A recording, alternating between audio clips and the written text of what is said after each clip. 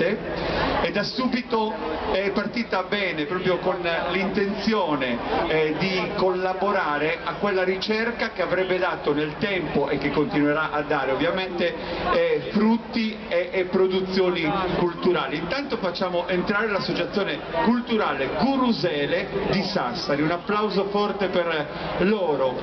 Uno di questi momenti di ricerca ha riguardato proprio i monumenti storici della città, tant'è che il nome che loro si sono dati è il nome della fontana del Rosello, che originariamente si chiamava Gurusele, poi Gurusello e attualmente è Rosello.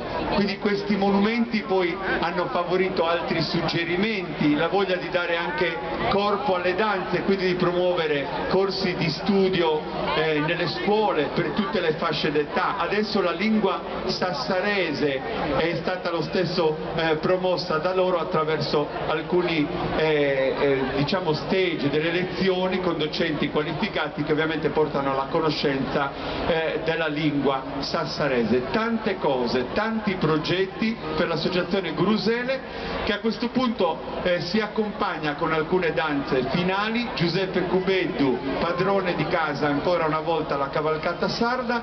Noi ci lasciamo qua, ma mi raccomando, domani sarà il grande giorno. Grazie per essere stati con noi, fatevi un applauso e conservatevi così come vi abbiamo trovato questa sera. Grazie di tutto e viva la cavalcata sarda!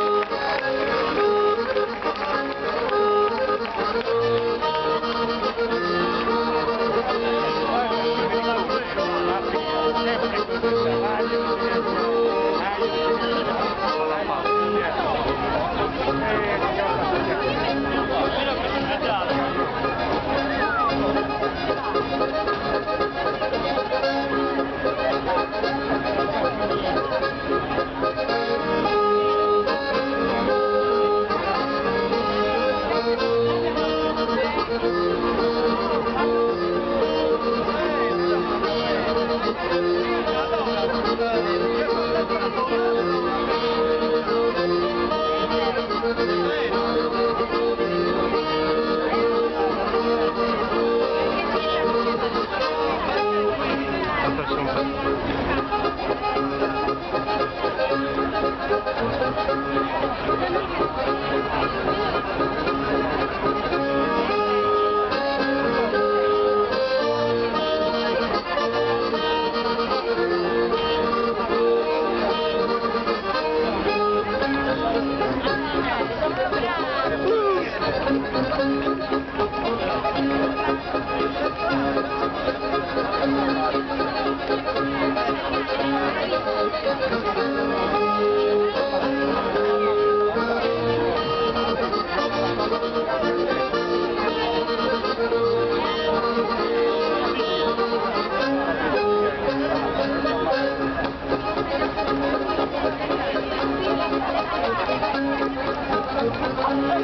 you.